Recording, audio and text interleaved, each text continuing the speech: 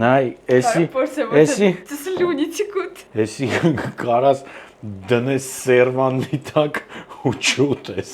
պրոստը հիանաս։ Որքան կարժենա պատրաստել Երևանում իսպանական ամենահայտնի ուտելիքը պաելյան, եկեք պատրաստենք, գնահատենք գինը, համը ու որակը։ Եփում ենք մեր ծովախեց գետինները ու ջրից էլ սարքում ենք բուլյոն։ Մաքրում ենք մեր խեց գետինները, կեղևն ու գլուխը չթափեք, պետք է գալու, ցույց կտամ։ Մի փոքր ձիթայուղ, տեսակ որ պետք եկավ։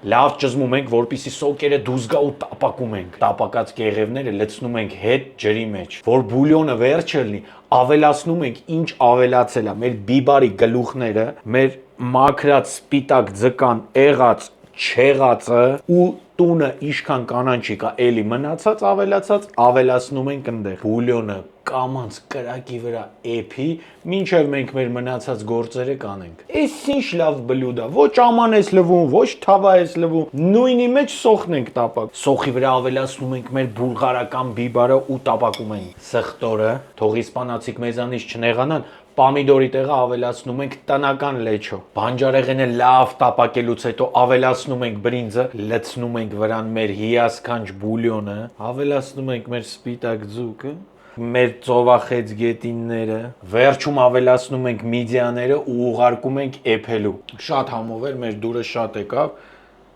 Ինչ կդնես, 10-ից ինչքան կգնահատես։ 10-ից 25։ 10-ից 25 է Սաշան գնահատում։ Գինն էլ կկարդակ ներքևում։